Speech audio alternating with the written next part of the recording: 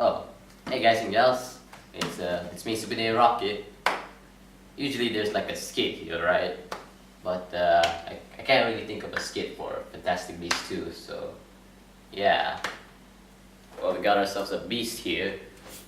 Does this count? Hey. Oh snap! I forgot you guys can talk.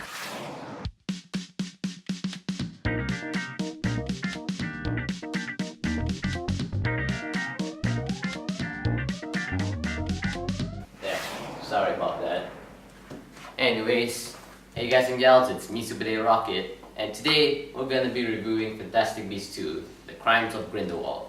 So of course, as always, we're gonna start off with a non-spoiler review, and then we're gonna go on to some spoilers. So without further ado, let's get into it. Since this is a sequel, of course you need to know about the first one and actually watch it. So yeah, but do you need any other knowledge besides that? No.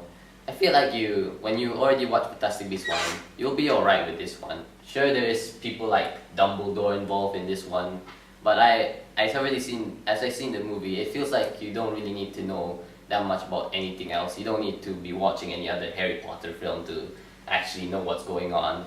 Even though there are some stuff from Harry Potter, they actually managed to merge it very well in the plot. It doesn't feel like it's out of place. It's not like it's just there for people to go, hey look, that thing is from Harry Potter. No, they managed to merge it nicely into the plot of the film. It actually is important for it to be there. So yes, I really like that that's the case in this film.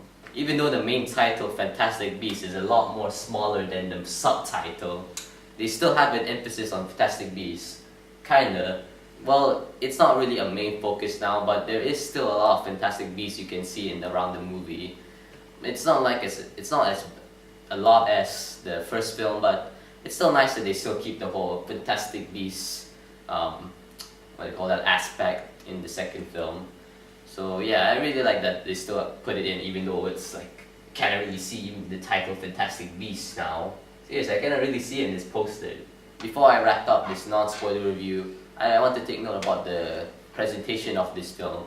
I feel like it is actually pretty interesting. It feels like it does feel like you're still in the wizarding world, but I feel like they make it a bit different. They alter it a bit. It's like they warped it.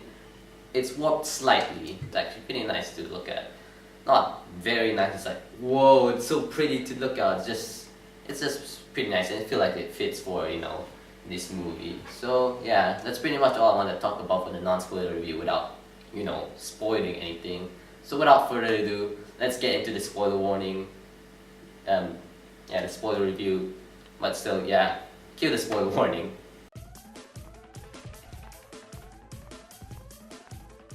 So let's start off this review by talking about the characters in the story.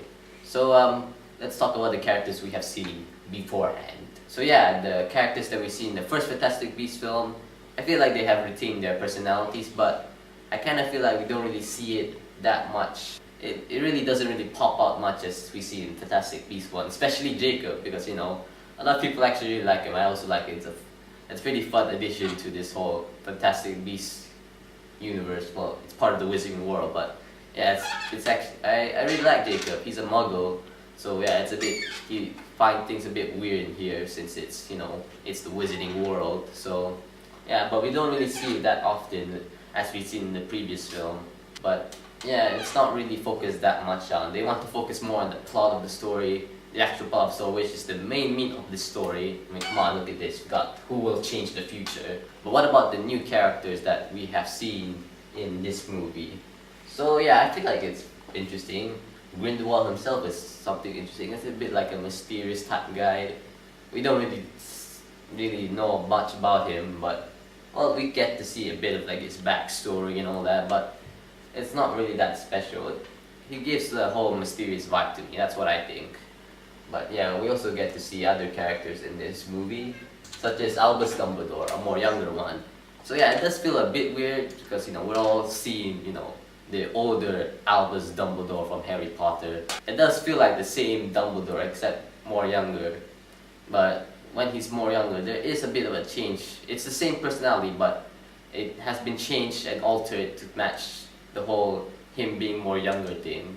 So yeah, I actually like it. I really like how they portray Albus Dumbledore when he is younger. We also got Lethal Strange, which kind of gives the whole I did something wrong in the past and now I'm gonna redeem myself by trying to kill Grindelwald. She kind of had that idea, that they kind of had that idea in mind. I mean, the studio and all that. It does succeed. The idea does succeed, but it is kind of a bit bland. It is a bit interesting. We got flashbacks of her at Hogwarts, and you know, becoming good friends with Newt. So the main plot of the film is that Grindelwald escaped from prison and flee to Paris.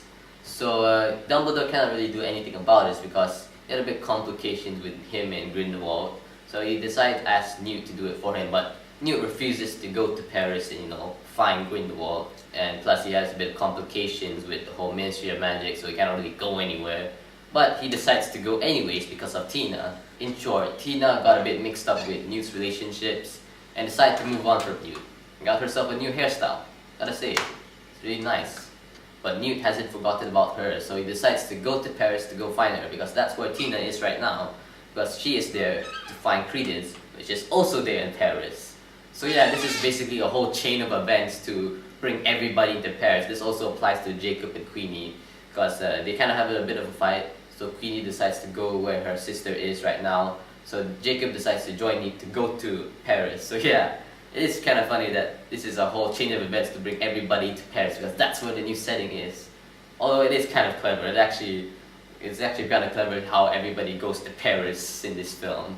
So Newt is trying to find Tina, so this is the whole love story thing.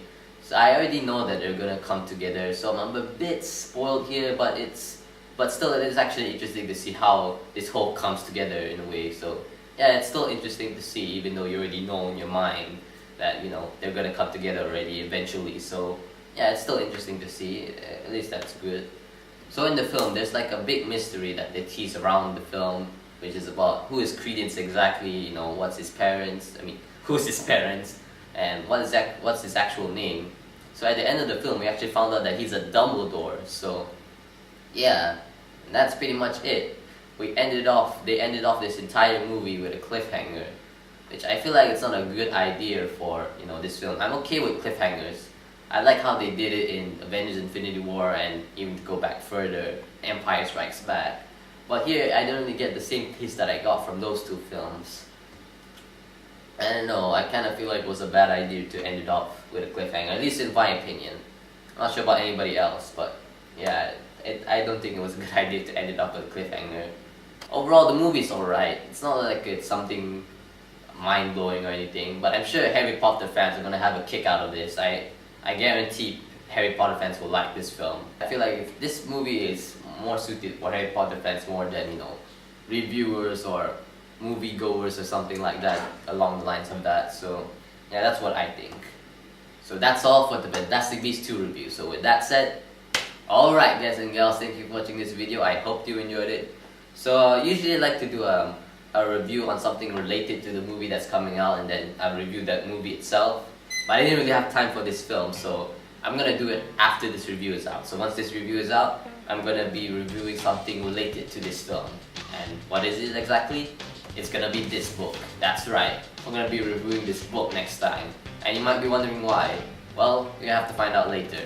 So with that said, rockin' on guys. I'm gonna be continue reading this book. Why is it shaking?